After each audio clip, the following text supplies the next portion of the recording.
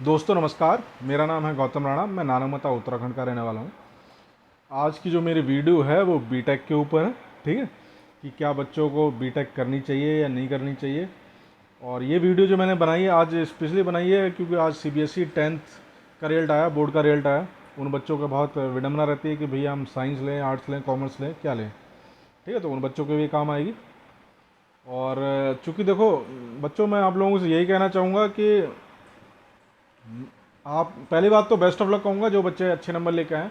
और जिनके ख़राब नंबर आए हैं वो ये अपने आप को ये ना समझे कि हम कुछ नहीं कर सकते। ठीक है, वो लोग बहुत कुछ कर सकते हैं। इसी का ध्यान रखें, ये जो फेलर होता है it is a part of life.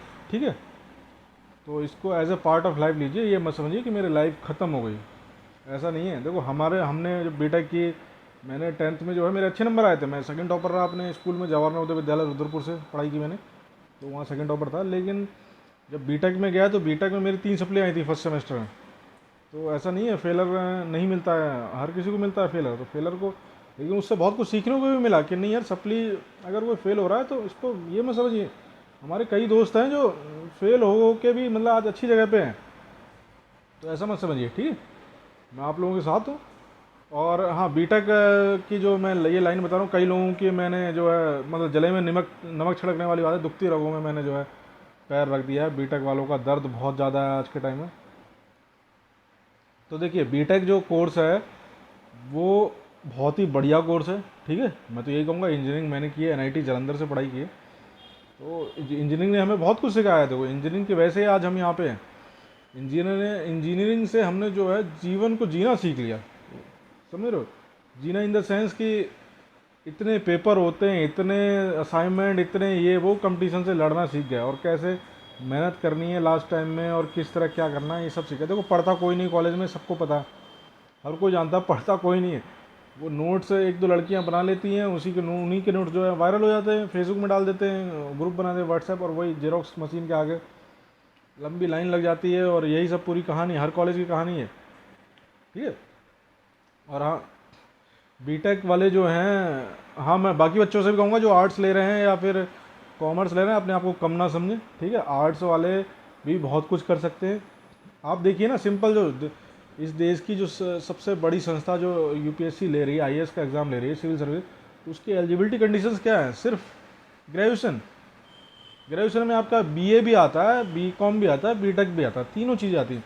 यहाँ तक कि उसमें कोई मिनिमम परसेंटेज क्राइटेरिया नहीं है कि ग्रेजुएशन में इतने मार्क्स होने चाहिए, 10th में इतने, 12th में, कोई क्राइटेरिया नहीं, सिर्फ ग्रेजुएशन। तो बीए वाले भी अपने आप को कम ना माने, वो बहुत कुछ कर सकते हैं। देखो, बीटेक वाले इसलिए सबके फील्ड में जा रहे हैं, नौकरी खा रहे हैं, क्योंकि बीटेक वाले जो है, हाँ बीटेक वाले तेज़ नहीं होते, तेज़ बच्चे बीटेक करते हैं, इसलिए वो हर जगह फील्ड में हैं। अगर तेज़ बच्चे बीए करेंगे, कॉमर्स लेंगे, आर्ट्स लेंगे, तो मुझे लगता है इक्वालिटी दिखेगी। तो इसलिए मैं कहूँगा कि जो आपका पैसन है, जो आपका इंटरेस्ट है, आप वही सब्जेक्ट लीजिए।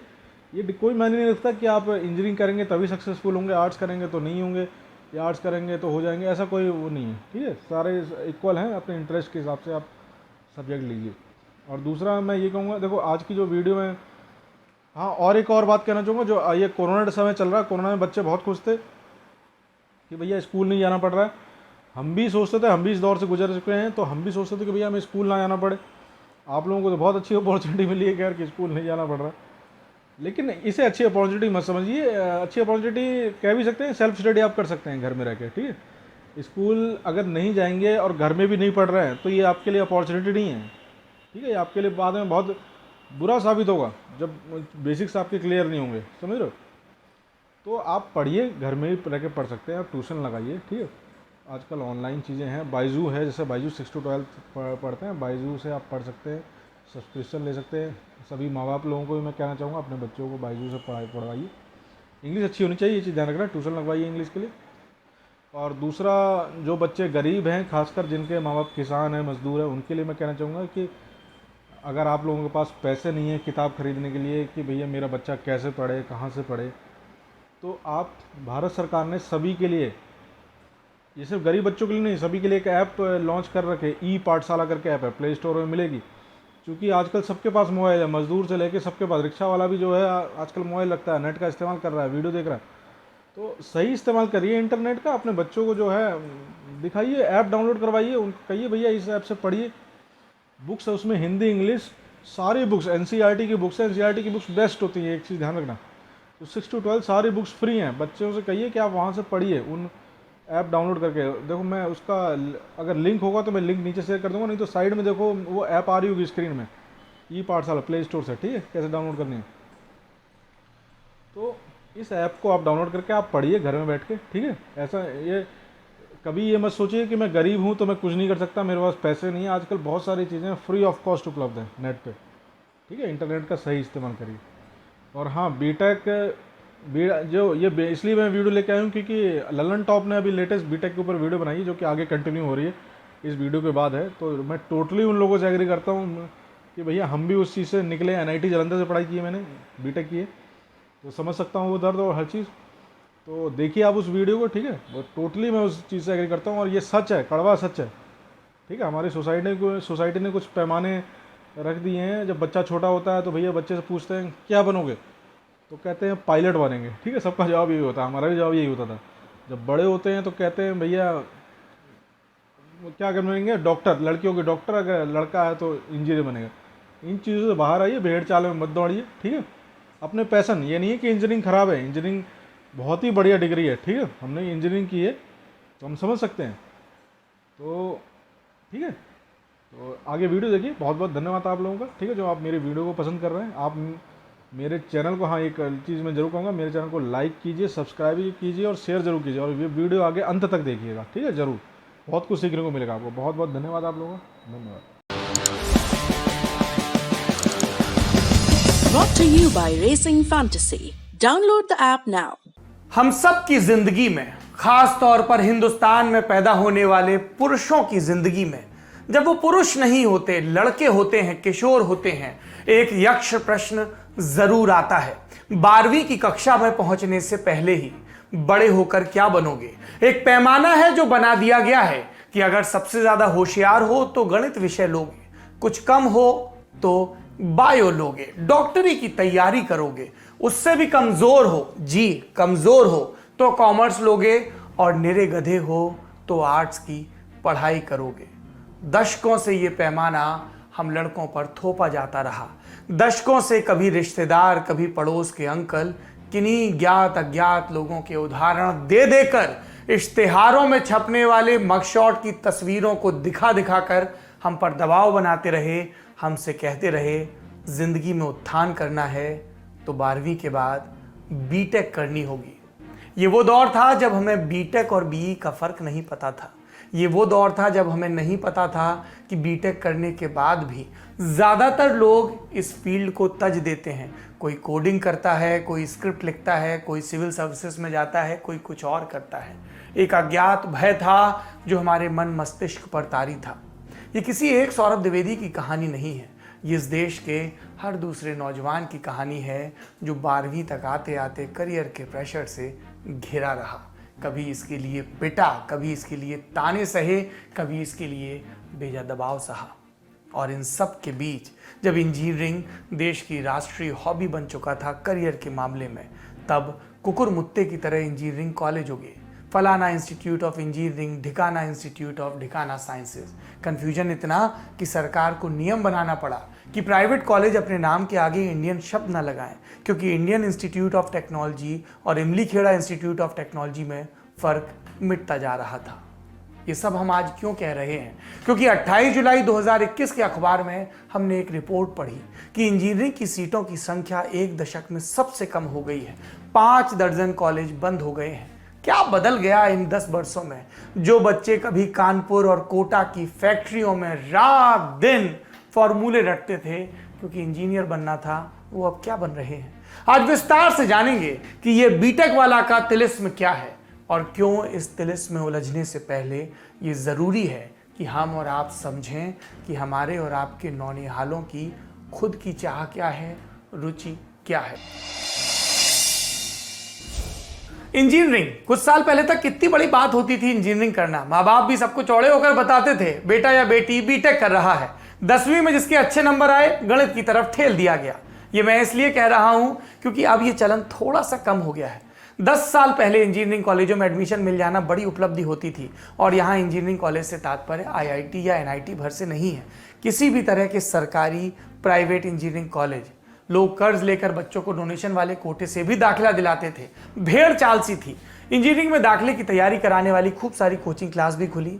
किसी को ये सोचने की फुर्सत नहीं थी कि इतने इंजीनियर जो पढ़ रहे हैं खपेंगे कहाँ, नौकरी कहाँ मिलेगी, और बड़ी संख्या में जो नए इंजीनियर तैयार हो रहे हैं उनकी गुणवत्ता का क्या, पढ़ाई की, ट्रेनिंग की। फिर इस अंधी दौड़ के रुझान दिखे। हमें वो खबरें दिखने लगी कि बीटेक वाले चतुर्थ श्रेणी की नौकरियों के लिए अप्लाई कर रहे हैं। 10वीं या 12वीं पास की योग्यता वाली नौकरियों में इंजीनियरिंग की डिग्री वालों की भीड़ हो गई। यानी जिस करियर और जिंदगी की उम्मीद में लोग बीटेक कर रहे थे वो इतने दूर नजर आने लगे कि बच्चों ने इंजीनियरिंग से मुंह मोड़ लिया। अब सीटें खाली हो रही हैं, कॉलेज बंद हो रहे हैं। आंकड़ों से बात समझते हैं। इंडियन एक्सप्रेस अखबार में रितिका चोपड़ा की रिपोर्ट छपी है। इसके मुताबिक इंजीनियरिंग में अंडर ग्रेजुएट, पोस्ट ग्रेजुएट और डिप्लोमा सीटें घटकर 23,28,000 रह गई हैं, यानी पिछले 10 साल में सबसे कम। सबसे ज्यादा सीटें 2014-15 में थी 32 लाख। 2015-16 से आंकड़े में गिरावट शुरू हुई और 7 साल में 9 लाख सीटें कम हो गई। सिर्फ इस साल की बात करें तो 1,46,000 सीटें कम हुई। ये उन इंजीनियरिंग संस्थानों की सीटों का आंकड़ा है जो AICTE से मान्यता प्राप्त है। AICTE यानी all India council for technical education, केंद्र सरकार की वो संस्था जो इंजीनियरिंग कॉलेजों को मान्यता देती है। IIT, NIT ये संस्थान AICTE के अधीन नहीं आते क्योंकि ये संसद के कानून से बने हैं और स्वायत्त हैं। तो देश में इंजीनियरिंग की सीटें क्यों घट रही हैं? क्योंकि इंजीनियरिंग कॉलेज बंद हो रहे हैं। पिछले 7 साल में करीब 400 इंजीनियरिंग कॉलेज बंद हो गए। हर साल औसतन 50 कॉलेज बंद हो रहे हैं। इस साल भी AICTE से मान्यता प्राप्त करीब 63 इंजीनियरिंग संस्थान बंद हुए। हालांकि AICTE ने ही पिछड़े इलाकों के लिए 54 नए इंजीनियरिंग कॉलेज शुरू करने की मान्यता भी दी। अब इंजीनियरिंग के साथ गड़बड़ क्या हुई ये समझने की कोशिश करते हैं। जब देश आजाद हुआ तब सिर्फ 44 इंजीनियरिंग कॉलेज हुआ करते थे जिनमें 3200 सीटें, यानी पढ़ाई में टॉप 3200 बच्चे ही इंजीनियर बन पाते थे हर साल। तब इंजीनियरिंग करना शहरी परिवारों के ऊपरी तबके तक ही सीमित था। देश आजाद होने के बाद उस समय के प्रधानमंत्री पंडित नेहरू ने पंचवर्षीय योजना में औद्योगिकीकरण पर जोर दिया। अच्छे इंजीनियरिंग संस्थानों की नींव डालने की बात भी हुई क्योंकि जरूरत थी, और इसी के तहत 1950 और 60 के दशक में इंडियन इंस्टीट्यूट ऑफ टेक्नोलॉजी यानी कि IIT शुरू हुए, और इसके साथ ही राज्यों के स्तर पर भी रीजनल इंजीनियरिंग कॉलेज शुरू हुए जिन्हें शॉर्ट में तब REC कहा जाता था। 2002 में इनका नाम बदलकर NIT कर दिया गया। साल 1960 में देश में सिर्फ 9 REC थे। स्कूल के स्तर पर बात करें तो राज्यों की मेरिट में रहने वाले बच्चों को इंजीनियरिंग में दाखिला मिलता था। इतना मुश्किल था तब इंजीनियरिंग कर पाना। 60 के दशक से 90 के दशक तक आए तो इंजीनियरिंग कॉलेजेस की संख्या में इजाफा हुआ, हालांकि धीमी गति से।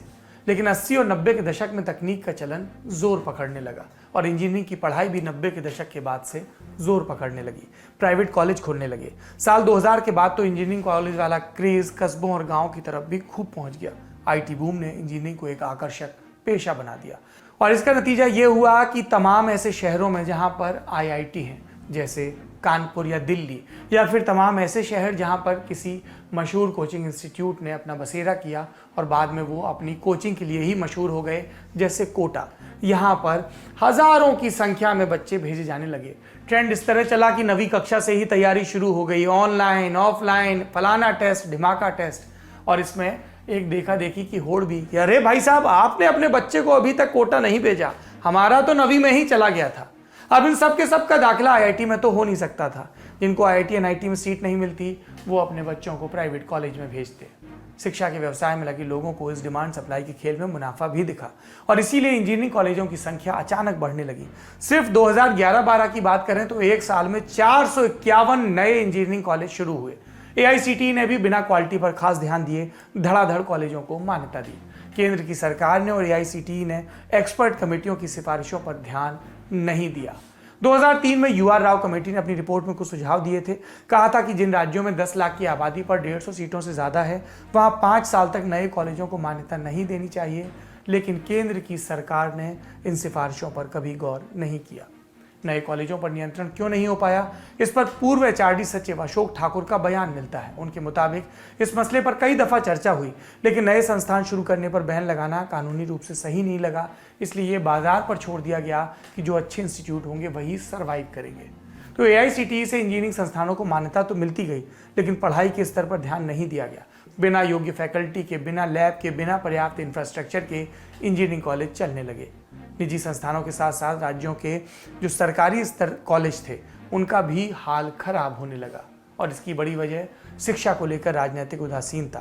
ध्वनि मत से जनप्रतिनिधियों के भत्ते बढ़ जाते हैं विधानसभा में, लोकसभा में, लेकिन शिक्षा की बात आती है तो राजकोषीय घाटे पर व्याख्यान मिलता है। केंद्र और राज्य में फर्क इतना कि एक खराब है, दूसरा ज्यादा खराब। केंद्र सरकार देश में एक आईआईटी पर हर साल करीब 500 करोड़ रुपए का खर्च करती है। इस पैसे में एक आईआईटी औसतन 1000 इंजीनियर तैयार करता है। राज्य के स्तर पर एक कॉलेज पर मुश्किल से 20 से 25 करोड़ रुपए खर्च किए जाते हैं।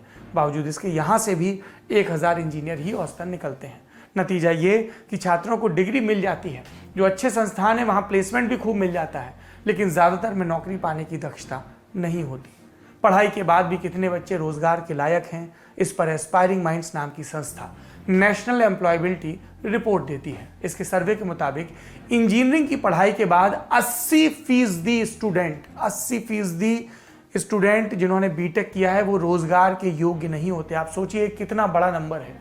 और बाजार में जितनी नौकरियां हैं उसकी तुलना में नौकरी चाहने वाले 300 गुना तक ज्यादा हैं। दो बड़े आंकड़े हैं। तो ये तो बात हो गई गुणवत्ता में गिरावट की। क्या सिर्फ ये इकलौती वजह है इंजीनियरिंग से मोहभंग की? प्लेसमेंट के अलावा क्या और भी वजह हैं? हमने इस फील्ड के जानकारों से बात की। इसमें काफी सारे लेयर्स हैं। इतना सीधा सपाट जवाब तो इसका है नहीं कि इंजीनियरिंग में रुझान कम हो रहा है। अगर डेटा सीधा ये बता रही है तो हाँ, रुझान हो सकता है कि कम हो रहा हो, पर वो रुझान किस लिए कम हो रहा है? क्या जिन कॉलेजेस में वो जाते थे, अगर कॉलेजेस बंद हो रहे हैं जिनकी हम बात कर रहे हैं, तो हम प्राइवेट इंजीनियरिंग कॉलेजेस की मोस्टली बात कर रहे हैं। तो अगर प्राइवेट इंजीनियरिंग कॉलेजेस बंद हो रहे हैं तो इंजीनियरिंग सीधा हमेशा की तरह इंजीनियरिंग प्लेसमेंट से जोड़ के देखा गया है कि कितनी अच्छी प्लेसमेंट लगती है।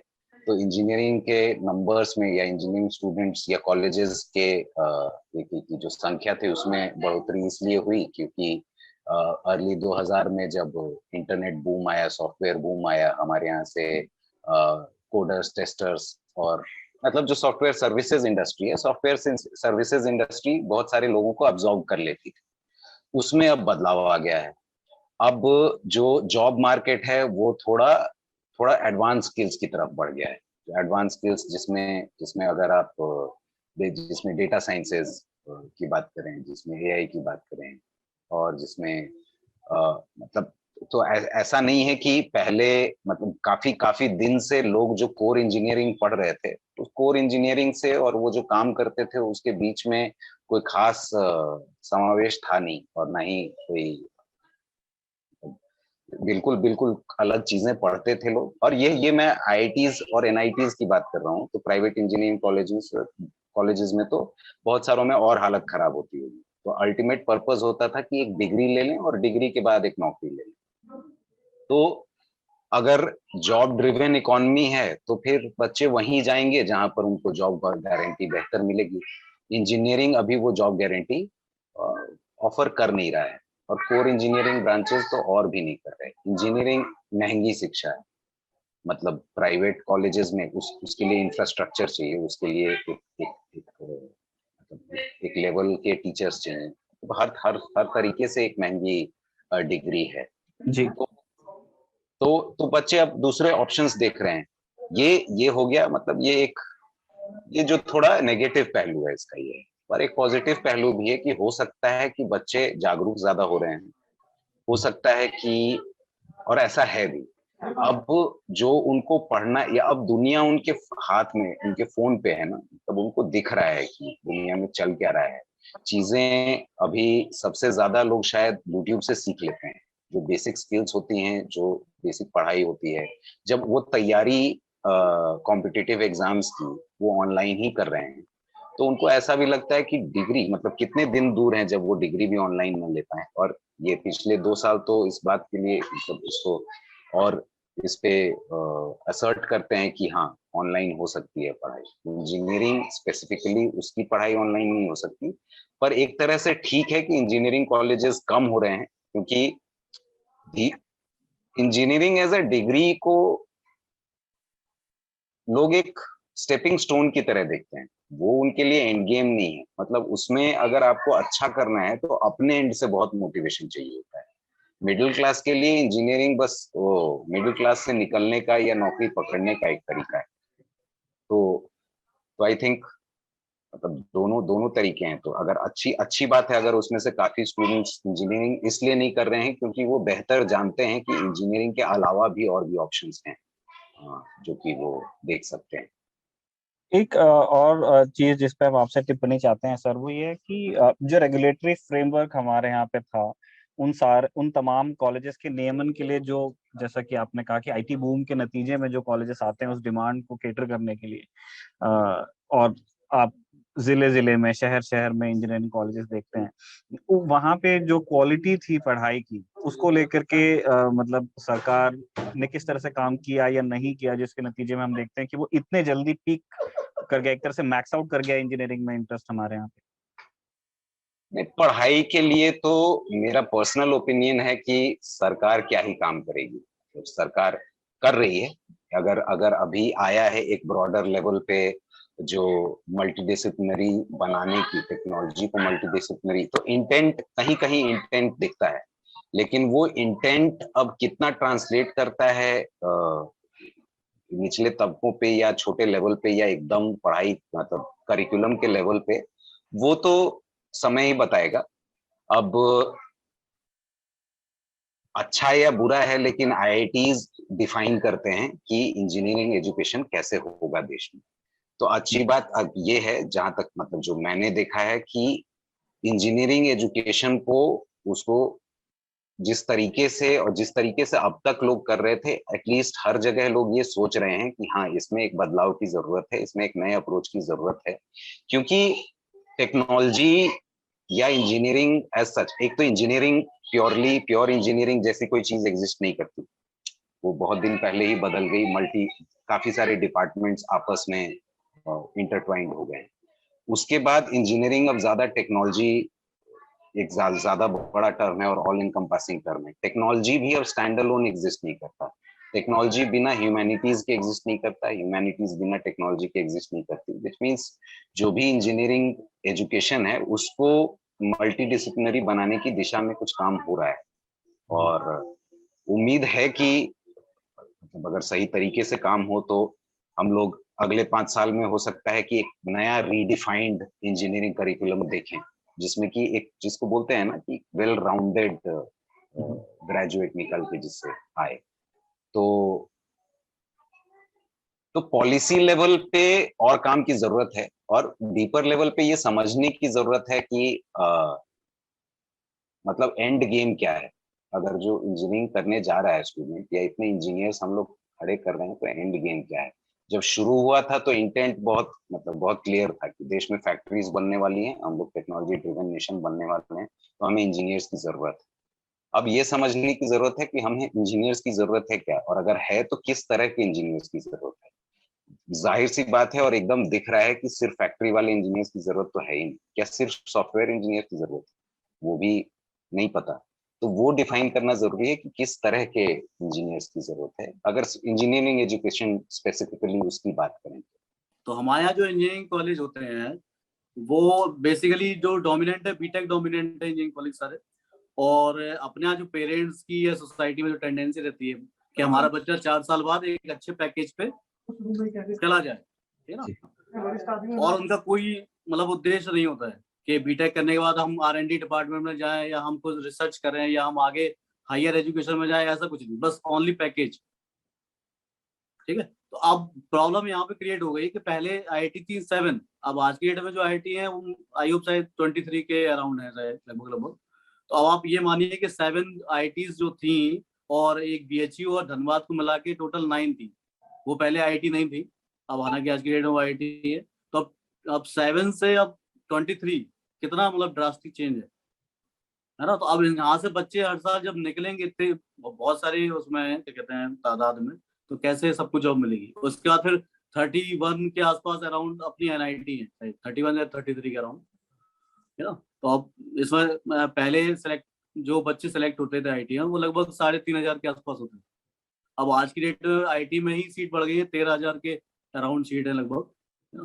तो अब आप सोचिए, हर साल अब सारे कॉलेज मिला दीजिए, IIT, NIT, स्टेट, गवर्नमेंट और प्राइवेट कॉलेज, लगभग मेरे ख्याल से 1 लाख के आसपास बच्चा निकलता हो हर साल, या हो सकता हो इससे भी ज्यादा हो। अब इतने सारे लोगों को जॉब अच्छी कहाँ से मिलेगी? अब जाकर सरकार इंजीनियरिंग की फील्ड को दुरुस्त करने में लगी है। इंजीनियरिंग एजुकेशन पर आईआईटी हैदराबाद के चेयरमैन बीवीआर मोहन रेड्डी की अध्यक्षता में एक कमेटी बनाई गई थी। इसने एआईसीटीई को सिफारिशें दी कि 2020 के बाद नए इंजीनियरिंग इंस्टीट्यूट शुरू करने की अनुमति नहीं मिलनी चाहिए। ये सुझाव मान लिया गया है। एक दशक पहले जो इंजीनियरिंग की शिक्षा पर चेक एंड बैलेंस होना चाहिए था, अब जाकर उस पर अमल लाया गया। ऐसे में ये सवाल पूछना चाहिए कि जिस यूपीए की सदारत मनमोहन सिंह कर रहे थे, जो खुद शिक्षा के बलबूते इतनी जगहों पर पहुंचे, उनकी सरकार ने इस चीज पर ध्यान क्यों नहीं दिया? और नरेंद्र मोदी सरकार को इस बात की शाबाशी दी जानी चाहिए और साथ में एक हिदायत भी कि सिर्फ नए इंजीनियरिंग कॉलेज खोलने पर रोक न लगाएं, जो पुराने चल रहे हैं उनका भी सख्त ऑडिट किया जाए। और बात सिर्फ इंजीनियरिंग कॉलेज तक नहीं है, देश के हर कॉलेज में, आप उत्तर प्रदेश, बिहार कहीं भी जाइए, प्राइवेट जो बीए करवाने वाले कॉलेज हैं, बीएससी करवाने वाले कॉलेज हैं, वहाँ की गुणवत्ता का भी यही हाल है। एक बात और, भारत में इंजीनियरिंग कॉलेज परंपरागत कोर्सेज ही चला रहे हैं। तकनीक के मामले में दुनिया बहुत आगे बढ़ गई। हमारे यहाँ कोर्स रिवाइज ही नहीं किए जाते, सिलेबस बरसों बरस वही पुराने चलते रहते हैं। विशेषज्ञ कहते हैं कि ज़्यादा से ज़्यादा कॉलेज में artificial intelligence, robotics, data science जैसे कोर्स शुरू हों। और क्या कहते हैं विशेषज्ञ, सुनिए। और आखिर में ये सवाल कि जो बच्चे इंजीनियरिंग की पढ़ाई की तरफ जाना चाहते हैं, उनके लिए क्या सुझाव हैं? बहुत कॉम्प्लिकेटेड सवाल है, इसका इतना सीधा सपाट आंसर नहीं है। देखिए, कंफ्यूजन तो रहेगा। 18 साल की उम्र में मतलब आप नेचुरली प्राकृतिक रूप से वायर्ड हैं कंफ्यूज रहने के लिए। आपका मतलब एमिगडाला या ब्रेन का वो पार्ट उतना डेवलप नहीं हुआ रहता है जिसमें आप क्लैरिटी से और एकदम सोच पाए ये। सो मोटा मोटी मेरा पर्सनल टेक, अगेन जो मैंने ऑब्जर्व किया है या देखा है लोगों में, मोटा मोटी आप इंटरेस्ट बिल्ड करके जाएं, अपने मतलब सवाल पूछते रहें खुद से। हो सकता है कि स्पेसिफिक आप जो ज्वाइन करें, और जब आप इंजीनियरिंग करने जाएं, एक तो इंजीनियरिंग सिर्फ इसलिए मत करने जाइए क्योंकि इंजीनियरिंग से नौकरी की गारंटी रहती है, क्योंकि वो अपने आप में तो थोड़ा बहुत अपने इंटरेस्ट को अलाइन करके जाएं इंजीनियरिंग करने के लिए। ये बहुत मतलब ये प्रिविलेज्ड बात है कहने के लिए। ऐसा नहीं होता कि सबके इंटरेस्ट अलाइंड होते हैं। जो आपको जो ऑप्शंस होते हैं और जो मिलता है उसमें अंतर होता है। पर मोटा मोटी आप ये समझ के जाएं कि इंजीनियरिंग एजुकेशन एक तरह से अंडर ग्रेड एजुकेशन बहुत सारे मौके देता है आपको फिगर आउट करने के लिए कि आगे आप ग्रेजुएशन के बाद कौन सा रास्ता पकड़ना चाहते हैं। तो इंजीनियरिंग एंड गेम नहीं, तो जो नुकसान है या जो कर्स है इंजीनियरिंग का, वही उसका गिफ्ट भी है कि वो मोस्टली आपको सोचने के मतलब एनालिटिकल बेंट ऑफ माइंड तो दे ही देता है, प्रॉब्लम सॉल्विंग तो दे ही देता है। तो अगर आप इंजीनियरिंग में कुछ नहीं सीख पा रहे जो आपको ऐसा लग रहा है, तो ऐसा नहीं है। मतलब अगर आप कुछ नहीं सीख पा रहे तो आप सीखना कैसे, वो तो सीख ही रहे हैं। कैंपस में जाना, एक मतलब एक खास तरह के करिकुलम को फॉलो करके और उसको कंप्लीट करना, वो अपने आप में वो भी एक बड़ी बात और प्रोसेस होता है। 18 साल की उम्र में आप अपने स्टेटस को बदलना चाहते हैं, तो वो इंजीनियरिंग हो, ह्यूमैनिटीज हो या जो भी हो, आप ये इंश्योर कीजिए कि आपका स्टेटस को, जो प्रेजेंट स्टेटस है, वो बदल रहा है और आप मतलब एक दिशा ले रहे हैं जो बेहतर कर रही है आपका, एटलीस्ट बेहतर डायरेक्शन में आपको ले जा रही है। और ठीक है, इट इज ओके कि अगर आपको कंप्यूटर साइंस नहीं मिलता, इट इज एब्सोल्यूट, या आपके चॉइस का इंस्टीट्यूट नहीं मिलता, क्योंकि चॉइस जब पता ही नहीं है कि एग्जैक्टली चॉइस में कितना सही और कितना गलत, तो इसलिए उस पर ज्यादा कष्ट लेने की जरूरत नहीं है। वहां पे कैंपस में जाके या फिर उन 4 सालों 5 सालों में लोग फिगर आउट कर ले। तो कुल मिलाकर बात यह है कि क्वांटिटी बढ़ने से देश में इंजीनियरिंग की पढ़ाई का नाम जरूर खराब हुआ, लेकिन अब इंजीनियरिंग की पढ़ाई उतने ही अच्छे मौके अभी भी देती है। पिछले साल का सर्वे बताएं तो देश में सबसे ज्यादा 31% नौकरियां इंजीनियरिंग और तकनीक की फील्ड में ही मिली, बशर्ते आप इन मौकों को भुनाने के लिए तैयार हो। और ये तब होगा जब आपके मम्मी पापा अपनी सरकार के काम का आकलन इस तरह भी करें कि उसने शिक्षा पर कैसा काम किया, और आपके मम्मी पापा अपने ऊपर भी काम करें कि उन्होंने आस पड़ोस के लोगों के या अपने अर्जित दबाव में अपने बच्चों को ये करियर सेलेक्ट करवाया या बच्चों की वाकई मर्जी थी। हमारे घर वाले खूब चाहते थे हम बीटेक करें, इसके लिए हमारी खूब लानत मलानत हुई, लेकिन हमको ज़्यादा नहीं समझ में आती थी गणित और विज्ञान। हमने हाथ जोड़ लिए समय रहते। हमें समझ में आती थी पॉलिटिकल साइंस, हिस्ट्री और हिंदी का लिटरेचर, और अपने राम वही पढ़ के आज आपके सामने खड़े हैं। तो दूसरों की बात क्या करें। थोड़ा बहुत तो आप निर्लज्ज होकर कह रहा हूँ, लेकिन अगर इससे आपके बच्चे का, लड़के या लड़की का भविष्य सुधर रहा है तो आप सुन लीजिए। ज़रूरी नहीं है कि कोई बीटेक में सिलेक्ट हो तभी अच्छा हो। अच्छे इंजीनियर बने, जिनका अभी भी बीटेक करने का मन है वो ज़रूर जाएं, लेकिन सब धान 22 पसेरी ना तौलें। इतने सारे करियर हैं जिन पर बात कर सकते हैं। और बात करने का तरीका क्या है, मैं आपको एक पर्सनल ट्रिक बताता हूँ। मेरी एक भतीजी है, कात्यायनी नाम है, उसको मैंने ये असाइनमेंट दिया, अभी वो 11वीं कक्षा में गई है, कि बच्चे मुझे कम से कम खोज के इंटरनेट पर सर्च करके, लोगों से बात करके 50 ऐसे करियर बताओ जो तुम्हें मज़ेदार लगते हैं। अगर तुम्हें हवाई जहाज़ देख के लगता है कि इसको जो उड़ाता होगा वो कैसा होता होगा, तो इसके बारे में खोजो और ये क्या तुम्हारे मिजाज से मेल खाता है। अगर तुम्हें कोई सुंदर ज्वेलरी पसंद है तो सोचो इसे किसी ने डिज़ाइन किया होगा। यदि तुम्हें कोई खेल देखकर मज़ा आता है कि तुम ऐसे मनु भाकर को या मुदगिल को शूटिंग करते देख रही हो और तुम्हें लगता है कि ये चीज़ एक्सप्लोर करने लायक है, तो उसके बारे में पढ़ो। ऐसे अनंत करियर हैं आपके बच्चे की, जहाँ पर चाह हो वहीं पर उसको भेजिए। इससे उसका जीवन अच्छा होगा, क्योंकि तब काम करते वक्त उसे घड़ी देखने की ज़रूरत नहीं पड़ेगी। आज के ललन टॉप शो में इतना ही। जिन बीटेक वालों को ख़राब लगा हो उनसे मुआफ़ी चाहेंगे, लेकिन आप भी जानते हैं कि आपके कोर्स के नाम पर किस कदर भीड़ चाल चल रही है। शुभ रात्रि। Brought to you by NITN Gautam Rana.